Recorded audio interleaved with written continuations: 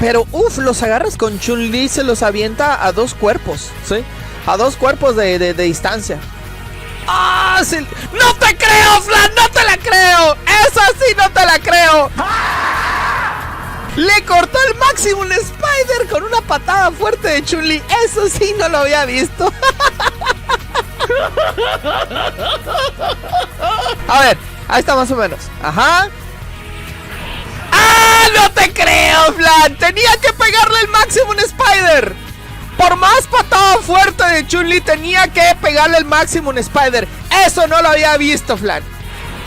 A ver, ¿qué pasó? A ver, ¿qué pasó?